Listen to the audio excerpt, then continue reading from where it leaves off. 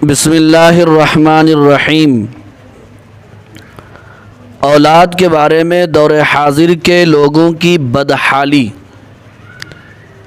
یعنی موجودہ دور میں لوگ اپنی اولاد کی تربیت میں اور پرورش میں، ان کی اصلاح میں سستی کر رہے ہیں۔ کیا کر رہے ہیں؟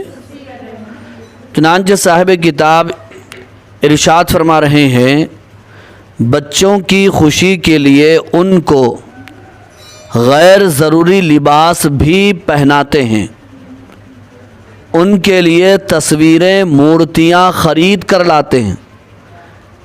حالانکہ تصویریں بھی ناجائز اور حرام ہیں، مورتیاں بھی ناجائز اور حرام ہیں، اور اپنے گھروں کو ان کی وجہ سے رحمت کے فرشتوں سے محروم رکھتے ہیں۔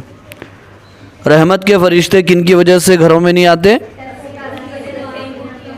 مورتیوں کی وجہ سے۔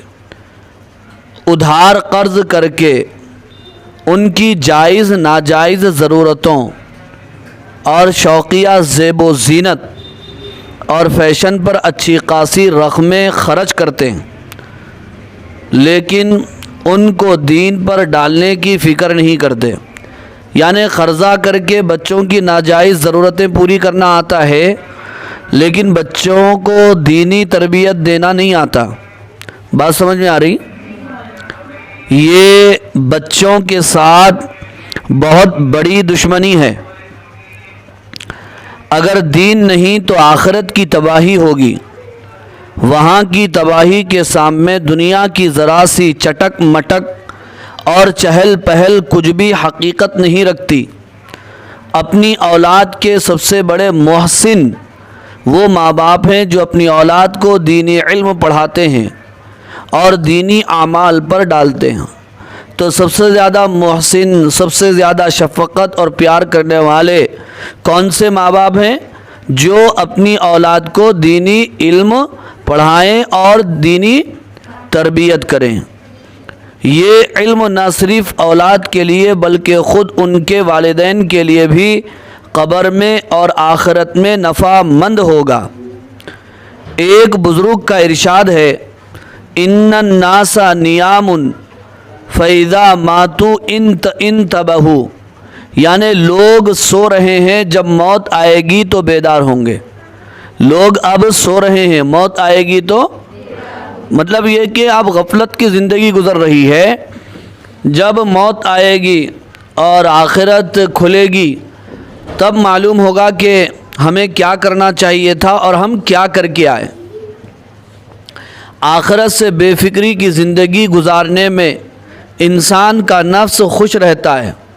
آخرت سے بے فکری کی زندگی گزارنے میں انسان کا نفس، اور یہی حال بال بچوں اور دوسرے متعلقین کا ہے۔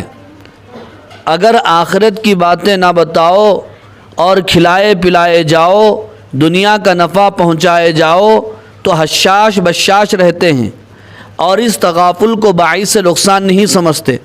یعنی ہمارے بچے، ہمارے رشتہ دار، ہمارے ملنے جلنے والے، ان کو کھلاؤ پلاؤ، عزت کرو، ہدیے تحفے دیو، بہت خوش ہو جاتے۔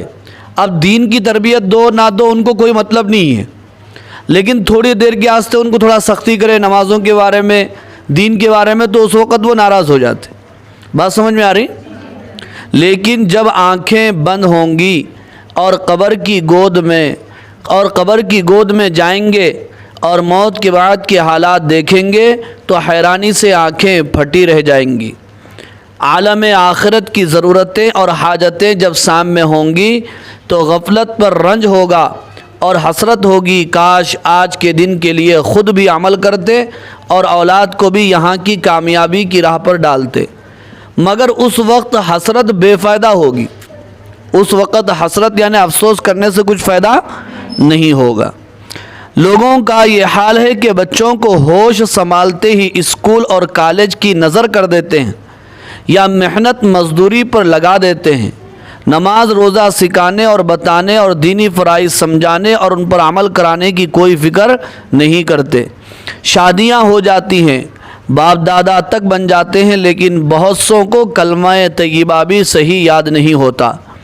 نماز میں کیا پڑھا جاتا ہے اس سے بھی واقف نہیں ہوتے۔